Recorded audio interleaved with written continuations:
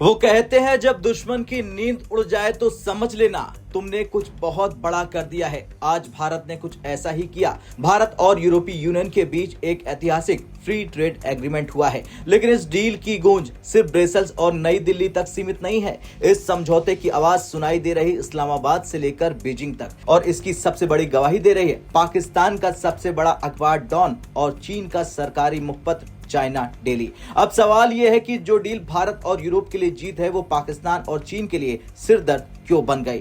दरअसल भारत और यूरोपीय यूनियन के बीच ये फ्री ट्रेड एग्रीमेंट करीब 20 साल की बातचीत के बाद पूरा हुआ।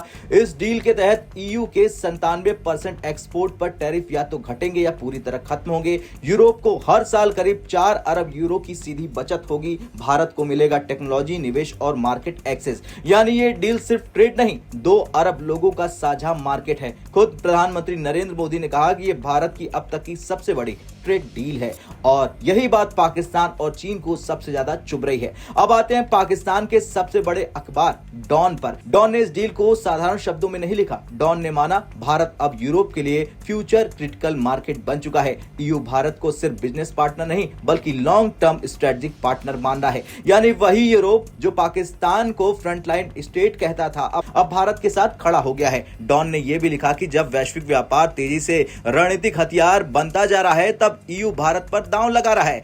अब यहां ध्यान देने वाली बात यह है कि पाकिस्तान की मीडिया में तारीफ से ज्यादा डर और असुरक्षा झलकती है। क्यों? क्योंकि पाकिस्तान की अर्थव्यवस्था आईएमएफ के सहारे पर है, एक्सपोर्ट सिक्योर्ड है और ईयू जैसा बड़ा ब्लॉक भारत के पाले में चला गया है। यानी पाकिस्तान पूरी तरह साइड लाइन हो चुका है। जिस पाकिस्तान के पास न मजबूत इंडस्ट्री है, न स्थिर सरकार है, न भरोसेमंद पॉलिसी है, वो अब बैठकर भारत ईयू डील का एनालिसिस कर रहा है। डॉन लिखता है कि ये डील डिफेंस और सिक्योरिटी पार्टनरशिप को मजबूत करेगी।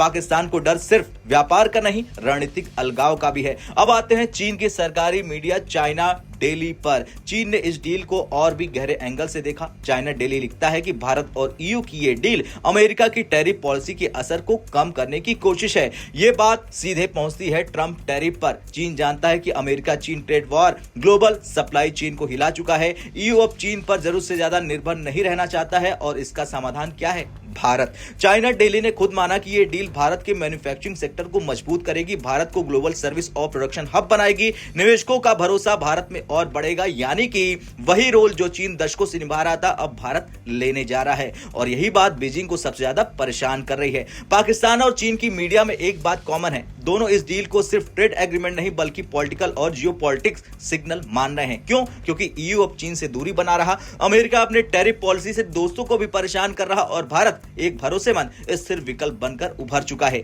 यानी दुनिया नए पावर सेंटर बना रही है और भारत उसमें सबसे आगे है।